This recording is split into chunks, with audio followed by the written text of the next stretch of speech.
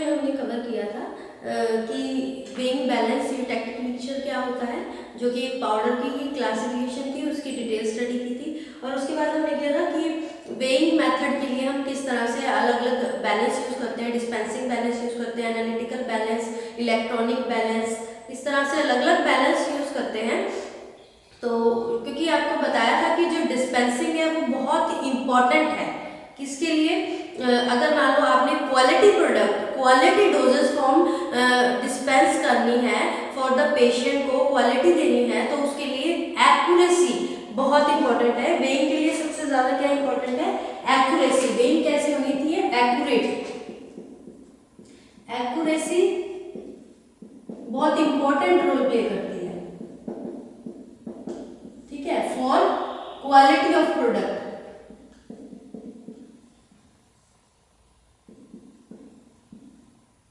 Product कह सकते हो, डोजेस फॉर्म,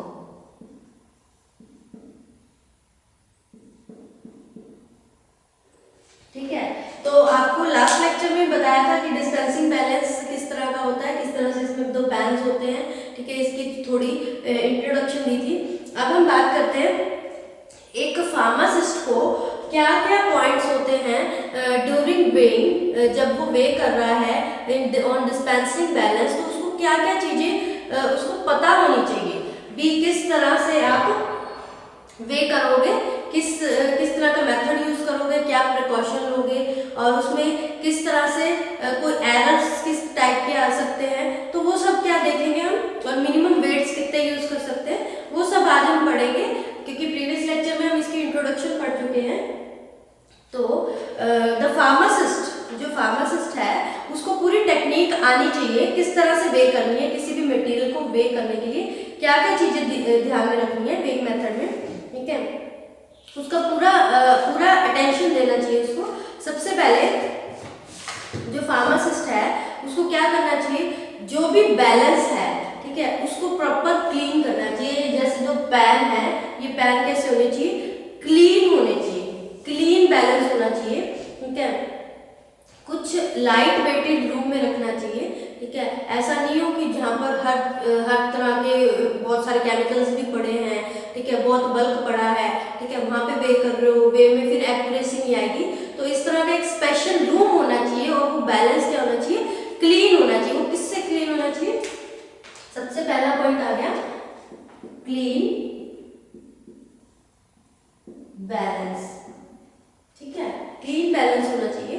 वो डस्ट से फ्री होना चाहिए, डस्ट नहीं होना चाहिए उसमें, ठीक है, क्योंकि डस्ट एक तो इंग्रेडिएंट के साथ जो प्रोडक्ट है, डोजेस फॉर्म है, उसकी क्वालिटी खराब करता है, नंबर 1।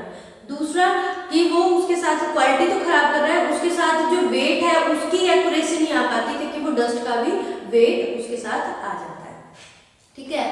और वो किससे फ्री होना चाहिए, क्लीन बैलेंस में हम ये भी कह सकते हैं फ्री फ्रॉम कोरोसिव वेपर्स। जो वेपर्स होते हैं वो एक तो कोरोजन करते हैं, जैसे मेटल का पैन है, मेटल है, कोरोजन कर देगा, ठीक है। वो कोरोजन क्या होगा, आप कोई भी पाउडर सब्सटेंस उस पे वे कर रहे हो, मे बी रिएक्ट भी कर सकता है, कोरोजन नहीं होनी चाहिए, ठीक है। कोरोजन सब्सटेंसेस कोरोसिव वेपर से फ्री होना चाहिए। नेक्स्ट क्या है, और कैसे क्लीनलीनेस हो सकती है, वहां पे ह्यूमिडिटी, इस तरह की एयर वाइब्रेशंस भी नहीं होनी चाहिए, और ह्यूमिड नहीं होना चाहिए। ह्यूमिड होगा तो वो अगर मान लो कोई भी पाउडर सब्सटेंस है, आप उसको वे कर रहे हो, उसमें क्या कर देगा, मॉइस्चर कर देगा, और मे बी वो क्या उस जो आप डिस्पेंस कर रहे हैं डोजेस फॉर्म, उसको डिट्योरेट भी कर सकता है, डिकम्पोज भी कर सकता है, उसको खराब भी कर सकता है, ठीक है।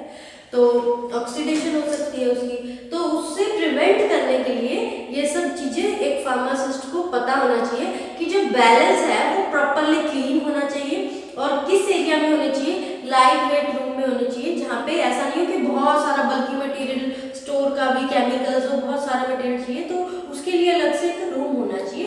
डस्ट पार्टिकल से फ्री होना चाहिए, ह्यूमिड नहीं होना चाहिए, वहाँ पे एयर वाइब्रेशंस भी नहीं होने चाहिए। वैसे तो जो एनालिटिकल बैलेंस होता है वो पूरा कवर होता है, ग्लास में कवर होता है चारों तरफ से, ठीक है, पर फिर भी वहाँ पे क्या नहीं होना चाहिए, एयर वाइब्रेशंस नहीं होनी चाहिए।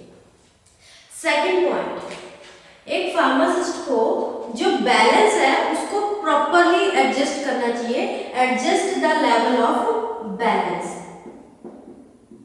Adjust the level of. अब देखो आपको बताया था कैलिब्रेट करना चाहिए। ये दोनों पैन्स है ना, ऐसा नहीं हो कि आपने अभी इस पे कोई वेट नहीं रखा, ना इस वाले पैन पे, ना ग्लास पैन पे, ना मेटल पैन पे, फिर भी जो पॉइंटर है वो इस तरफ झुक रहा है, इट मींस इसमें ज्यादा वेट है, इसको कैलिब्रेट करना पड़ेगा। ये पैन्स का वेट इक्वल होना चाहिए, इसको कैलिब्रेट करेंगे। एडजस्टिंग नॉब होती है, ठीक है, रेस्टिंग नॉब होती है, उससे इसको कैलिब्रेट किया जाता है कि दोनों तरफ, जब दोनों साइड कोई भी वेट नहीं है, उन दोनों साइड उनको इक्वली बैलेंस होना चाहिए। तो एडजस्ट, एक फार्मासिस्ट को उनको प्रॉपर लेवल में एडजस्ट करना आना चाहिए। तो वो प्रॉपरली पहले बैलेंस होना चाहिए। पहले ऐसे नहीं कि आपने गए और अपना जो भी इंग्रेडिएंट्स है उठा के उसको वे करने लग गए, ऐसा नहीं होना चाहिए, ठीक है। उसको पहले आप देखोगे कि वो जो बैलेंस है वो प्रॉपर लेवल में है भी या नहीं है, ठीक है। तो उसके बाद उसको एडजस्ट करना है लेवल को, उसके बाद आप वेइंग का प्रोसीजर स्टार्ट कर सकते हैं। अब जो आपका थर्ड पॉइंट है उसमें क्या करोगे आप, cut 2 equal size wax paper और you can say that butter paper। आप इक्वल साइज के वैक्स पेपर कट करोगे, ठीक है, और उसको कहाँ रखोगे, राइट और लेफ्ट पैन दोनों साइड उसको वहां पे रख दोगे, ताकि वो बटर पेपर का जो वेट है वो कैंसिल हो जाए। जब भी हम क्या कर रहे हैं उसके ऊपर कोई भी वेट रखेंगे तो वो उससे कैंसिल होगा, ठीक है।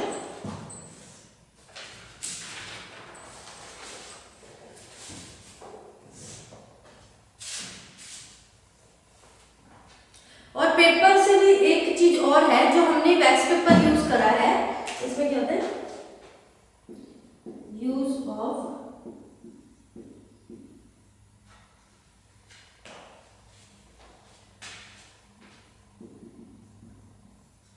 इक्वल साइज वैक्स पेपर, ठीक है, उसका यूज कर रहे हैं। जब हमने वैक्स पेपर यूज कर रहे हैं और वो किसमें हेल्प कर रहा है, वो जो इंग्रेडिएंट्स हम वे कर रहे हैं ना उसको डायरेक्ट कांटेक्ट में नहीं आने दे रहा पैन के साथ, ठीक है। तो ये भी बहुत यूजफुल है, जिससे क्या होता है वो कोरोजन से प्रिवेंट करेगा, ठीक है। और जो पार्टिकल्स हैं, पाउडर के पार्टिकल्स हैं, उसको अडहेयर, उसको स्टिक नहीं होने देगा, ठीक है।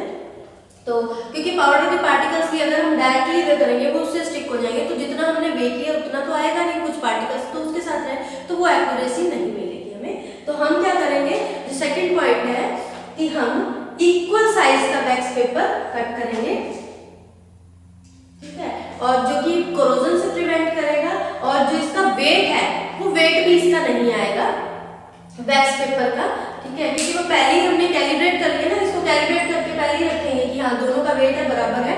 उसके बाद जो हम वे करेंगे इंग्रेडिएंट्स को, चाहे कोई पाउडर फॉर्म में जो भी इसको आप वे कर रहे हो, तो वो उसी का वेट आएगा, उन दोनों का, पैन का वेट और जो वैक्स पेपर है उनका वेट इंक्लूड नहीं होगा, जिससे एक्यूरेसी बनी रहेगी। हम एक्यूरेट इंग्रेडिएंट्स को एक्यूरेसी में उसको वे कर पाएंगे, ठीक है।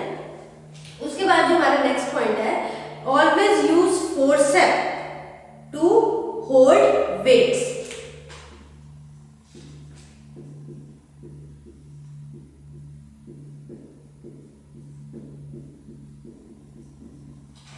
Always use forceps to hold weights। आपको क्या करना है, हमेशा जब भी वेट्स को आप उठाकर अगर जो भी है अपने जो भी पैन पे रख रहे हो, तो उस पे होल्ड करने के लिए आप ये नहीं कि हाथ से उठाया और रख दिया, ऐसा नहीं, ठीक है। आपको क्या यूज करना है, क्योंकि हमारे हैंड में भी अलग अलग इम्प्योरिटी लगी होती है, वो उसके साथ स्टिक करेगी तो उसका भी वेट हो जाएगा, ठीक है। तो आपने फोर्सेप से उसको उठाकर होल्ड करना है वेट को, जो क्या किसमें हेल्पफुल होएगा, एरर नहीं आने देगा जब भी हम वेइंग करेंगे, ठीक है। क्योंकि देखो हमारे हैंड में क्या होता है, बहुत सारा स्वेट लगा होता है, स्वेट होता है, ऑयल होता है, ठीक है, और कुछ डस्ट पार्टिकल्स भी होते हैं, तो वो उसके साथ स्टिक कर जाएंगे, जिसका वो वे लेगा, और वेइंग में क्या हो जाएगा, एरर आएगा, ठीक है, वो एक्यूरेसी नहीं आएगी, वेइंग एरर क्रिएट करेगा। तो आप जब भी कोई भी वेट है, चाहे वो स्मॉल साइज का वेट है, लार्ज साइज का, उसको होल्ड करने के लिए फोर्सेप होता है, तो आप हमेशा फोर्सेप का यूज करेंगे, ठीक है। जो भी फार्मासिस्ट है हमेशा वेट्स को होल्ड करने के लिए फोर्सेप का यूज करेंगे। उसके बाद नेक्स्ट आ जाता है put weight with forceps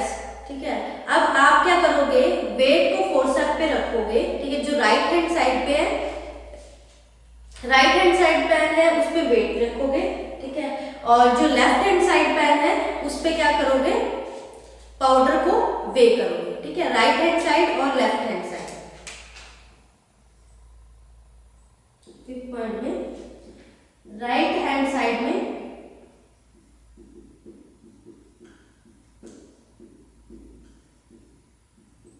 wait, left hand side में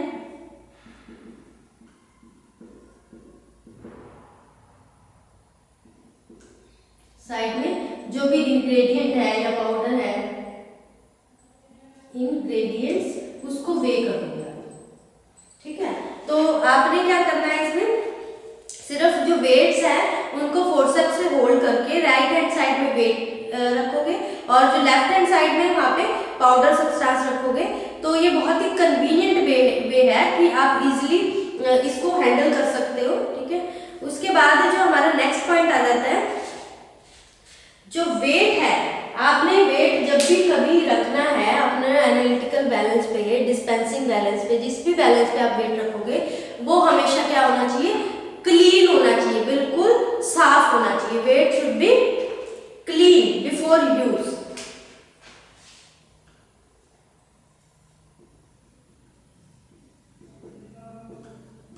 वेट्स क्या होने चाहिए, क्लीन होने चाहिए बिफोर यूज। यूज से पहले हमेशा क्लीन होनी चाहिए। क्यों, उसको क्या होता है कुछ इस तरह से, क्योंकि अगर आप क्लीन भी करोगे तो इस तरह के पेपर से, इस तरह के मटेरियल से क्लीन करोगे कि वो उसके पार्टिकल्स वेट के साथ ना स्टिक करे, अडेयर करे, क्योंकि अगर उसके पार्टिकल्स अडेयर कर जाएंगे तो वो क्या क्रिएट करेगा, एरर क्रिएट करेगा, किसमें, वेइंग में, ठीक है। और उसके बाद जो भी वेट्स हैं आपने अगर वेट बॉक्स से रिमूव किए हैं तो उसमें वेट बॉक्स में ही उसको रिटर्न करके सही से उसी में रख दोगे। इधर उधर रखोगे वेट को, वेट बॉक्स में नहीं रखोगे तो उस पर स्क्रैचेस पड़ेंगे, मे बी वो खराब हो जाएगा, जिसके कारण क्या होगा, उसका वेट पे भी इफेक्ट पड़ेगा। तो वेट को एक्यूरेट रहने के लिए आप उसको हमेशा क्लीन करके यूज करोगे। And after the use of weights, जो आपने डिफरेंट वेट्स यूज किए हैं उसको दोबारा से जो वेइंग बॉक्स है जहां से आपने वेट लिए थे वहीं पे उसको रख दोगे, ठीक है। ये बहुत इंपॉर्टेंट पॉइंट्स है, ऐसे नहीं कि हम वेइंग कर रहे हैं, बहुत आसान है, हमने उठाया और वे कर लिया और दैट्स इट हो गया, ऐसा नहीं। ये पॉइंट्स फॉलो करने पड़ते हैं, क्योंकि डोसेज फॉर्म अगर क्वालिटी प्रोडक्ट चाहिए तो ये सारे पॉइंट्स फॉलो करने पड़ेंगे। उसके बाद आप क्या करते हो, बिफोर वेइंग एनी ड्रग, कोई भी ड्रग को वेइंग करने से पहले, ठीक है, आप हमेशा बोतल का लेबल चेक करोगे। बिफोर वेइंग से पहले क्या करोगे, चेक द लेबल ऑफ बोतल का लेबल हो या फिर कोई भी पैकेट का लेबल हो, और पैकेट उसका लेबल चेक करोगे कि आप जो वे कर रहे हो, ये भी वेइंग में ही इंक्लूड होता है कि आप जो मटेरियल आपने वे करना है एग्जैक्टली वही वे कर रहे हो, ऐसा तो नहीं गलती से कोई और मटेरियल आप वे कर रहे हो। तो आपने क्या करना है, बिफोर वेइंग एनी ड्रग, कोई भी ड्रग को वे करने से पहले आप बॉटल को और जो भी पैकेट है उसको प्रॉपरली डिस्पेंस, क्योंकि आपने जो डिस्पेंस करना है वो ही आपके पास होना चाहिए मटेरियल, ऐसा नहीं आप किसी और गलती से कोई और डिस्पेंस कर लिया, तो उसको वे करने से पहले आपको चेक करना पड़ेगा, ठीक है।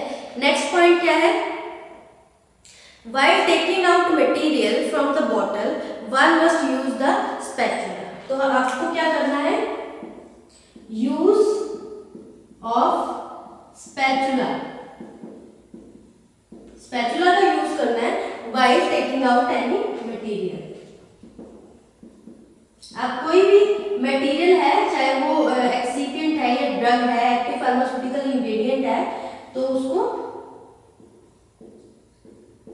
एनी मटेरियल फ्रॉम, चाहे आप वो बॉटल से ले रहे हो, बॉटल और पैकेट, आप बॉटल का यूज कर रहे हो या पैकेट का यूज कर रहे हो, आपको क्या यूज करना है, स्पैचुला, हमेशा ही स्पैचुला का यूज करना है, ठीक है।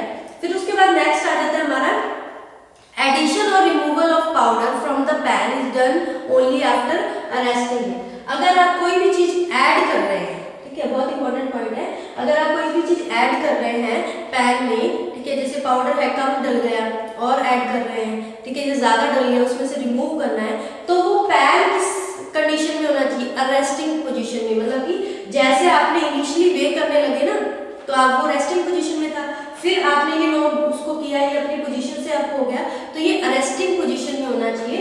व्हाइल रिमूवल और एडिशन ऑफ पाउडर, बैलेंस किसमें होना चाहिए, अरेस्टिंग पोजीशन में, balance should be in arresting position, arresting position में होना चाहिए। ऐसा नहीं कि वो ऊपर है और उसमें आप ऐड कर रहे हो, वो एरर कर देगा, वेइंग के अंदर एरर ले आएगा, ठीक है। और हमेशा जो पॉइंटर है, जब भी आप रीडिंग लोगे, the pointer shows 0 reading after releasing the pan arrest. अगर आप पेन को रेस्ट पे रखोगे तो वो क्या होना चाहिए, पॉइंटर बीच में होना चाहिए, क्योंकि आप वे नहीं कर रहे हो, वो किस पोजीशन पे होना चाहिए, 0 रीडिंग पे, जब आप उसको अरेस्ट कर रहे हो, रेस्टिंग पोजीशन पे, ठीक है।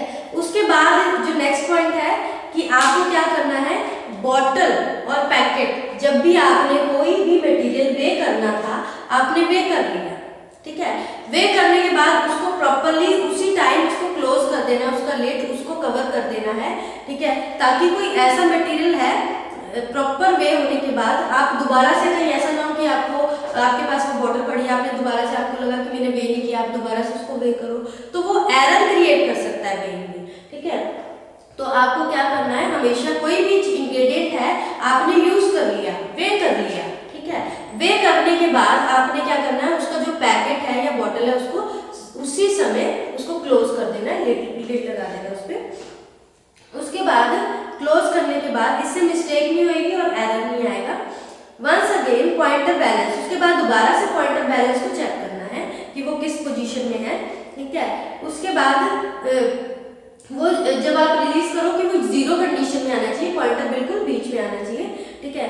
Taking out the powder from the pan, अब आपने क्या करना है, जो पाउडर जिसको आपने कंपाउंडिंग और डिस्पेंसिंग करनी है उसको आप पैन से उठा लोगे, ठीक है, पैन से आपने ले लिया, ठीक है।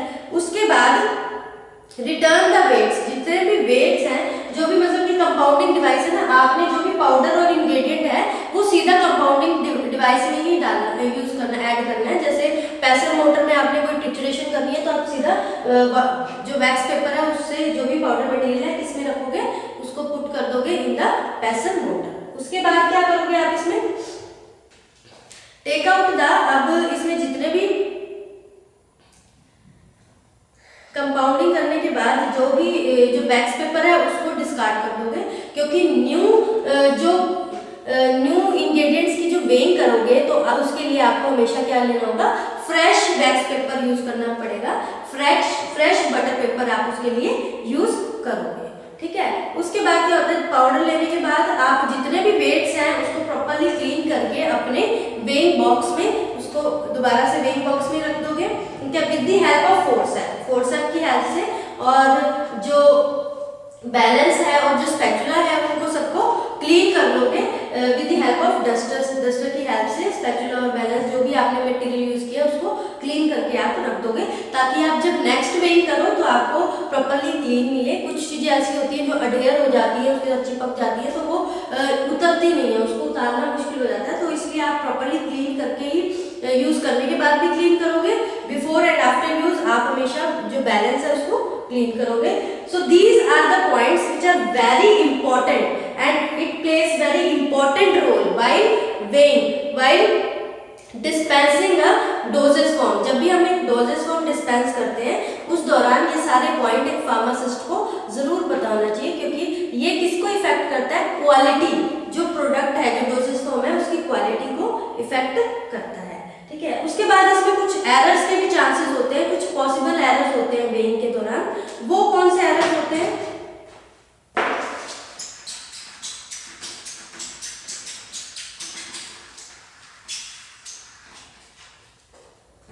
कुछ एरर्स होने की भी पॉसिबिलिटी होती है, तो वो कौन से होते हैं, पॉसिबल एरर्स जब हम वे करते हैं।